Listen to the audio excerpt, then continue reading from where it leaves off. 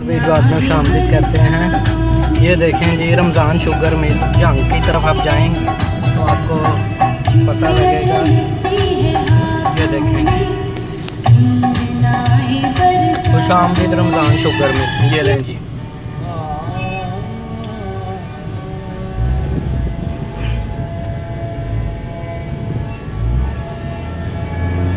ये एरिया है जी। यहाँ आके जी नवाज शरीफ साहब ने मिल बनाई है, रमज़ान शुगर मिल।